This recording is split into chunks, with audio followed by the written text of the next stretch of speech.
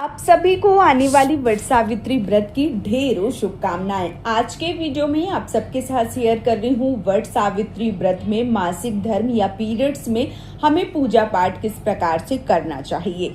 मासिक धर्म या पीरियड में पूजा कर सकते हैं या नहीं कर सकते हैं। यदि पीरियड्स का तीसरा दिन है तो हमें पूजा किस प्रकार से करनी चाहिए। पूजा वाले दिन ही यदि पीरियड आ जाता है तो हम क्या करें। दूसरा दिन है, चौथा दिन है, सारी तैयारी हो गई है और ऐसे में बहुत सारी संशय मन में आती हैं। तो आप सब यदि इस वीडियो को ध्यान से देखते हैं, समझते हैं, तो आपको सही और सटीक जानकारी मिल जाएगी और आपको कोई दूसरा वीडियो देखने की जरूरत नहीं पड़ेगी।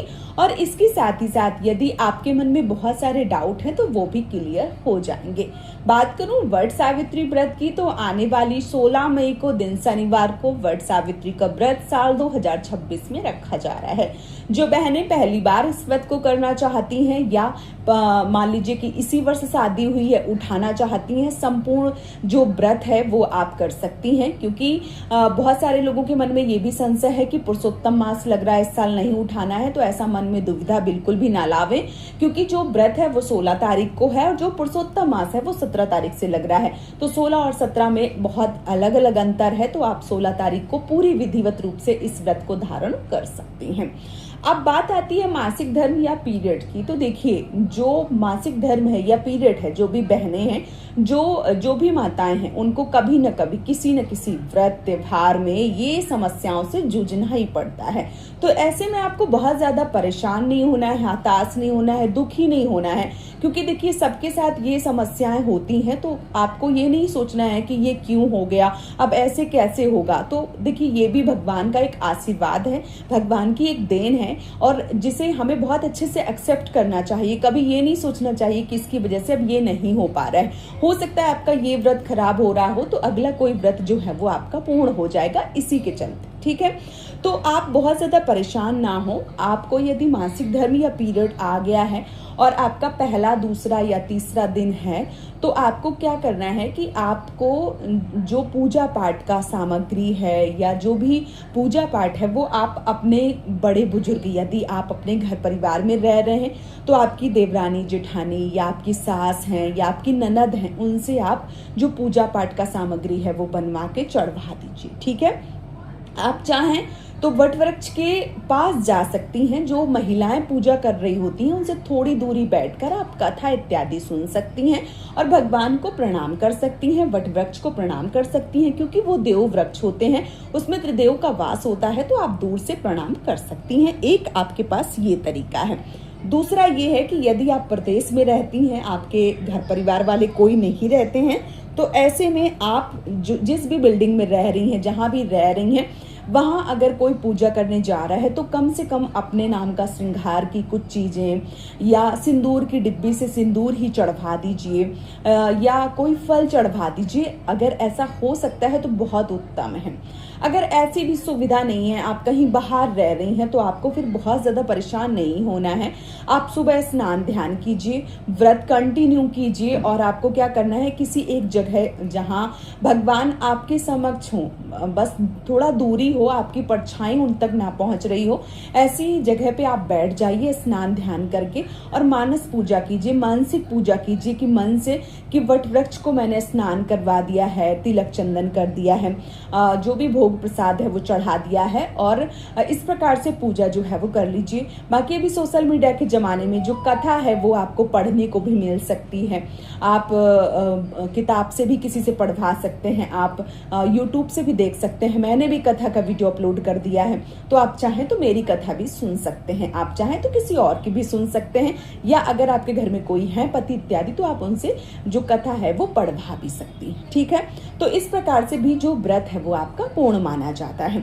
अब कई बहनें ऐसी हैं जिनके मन में ये प्रश्न आता है कि तीसरा दिन है दीदी, मैं डेढ़ दिन 2 दिन में जो है वो साफ स्वच्छ हो जाती हूँ, तो मैं क्या करूँ, तीसरे दिन पूजा कर लूँ। तो मैं बोलूंगी कि बिल्कुल भी नहीं, तीसरे दिन आपको पूजा नहीं करनी है। क्यों नहीं करनी है? क्योंकि जो भी हमारे धार्मिक पुस्तकें हैं, जो भी हमारे पुराण हैं या जो भी ग्रंथ हैं, उसमें सब में 3 दिन का वर्णन मिलता है। यानी पहला दिन, दूसरा दिन और तीसरा दिन। आपको 3 दिन बिल्कुल भी पूजा नहीं करनी होती है। 3 दिन का वर्णन मिलता है कि 3 दिन स्त्री जो नारी है, जो भी महिलाएं, जो बहनें हैं, वो 3 दिन अशुद्धि की अवस्था में होती हैं। तो 3 दिन उनको पूजा पाठ या पूजा पाठ की किसी भी सामग्री को हाथ नहीं लगाना चाहिए। चौथे दिन उनको पूजा करना चाहिए या नहीं करना चाहिए, कई बहनों के ये भी प्रश्न आते हैं। तो देखिए, अगर आप 1-2 दिन आपका पीरियड रहता है या 3 दिन तक पीरियड रहता है, चौथे दिन आप पूर्णतः साफ स्वच्छ हो जाती है, शरीर आपका है, पता आपको है, तो यदि आप चौथे दिन पूर्णतः साफ स्वच्छ हो जाती हैं तो आप स्नान ध्यान करके पूजा पाठ कर सकती हैं।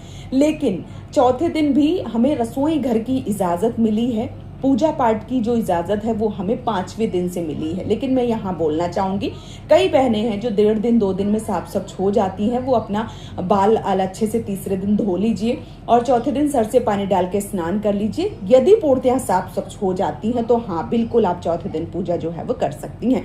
कहीं से आपको लग रहा है कि दिक्कत परेशानी है तो आप बिल्कुल भी पूजा ना करें, लेकिन यदि साफ स्वच्छ हो जाती हैं तो आप पूजा चौथे दिन कर सकती हैं। ठीक है।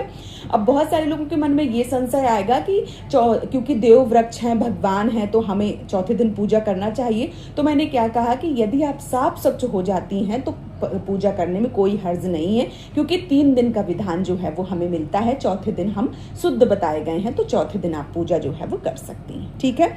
अब कई बहनों के ये भी प्रश्न आ रहे हैं कि दूसरे दिन हम क्या करें। तो देखिए, पहले, दूसरे और तीसरे यानी 3 दिन के लिए मनाही है, तो 3 दिन आपको पूजा पाठ नहीं करना है।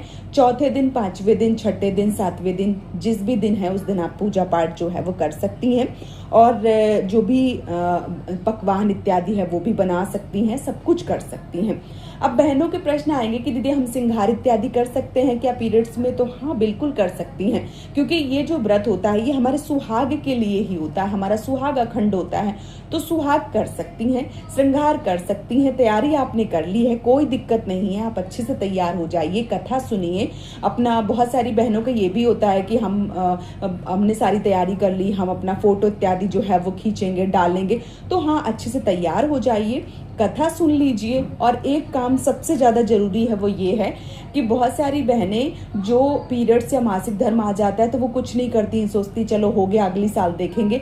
उन बहनों से मेरा एक विनम्र निवेदन है कि व्रत का जब तक पारण नहीं होता है तब तक आप इस व्रत को ऐसे ही नहीं छोड़ सकती हैं।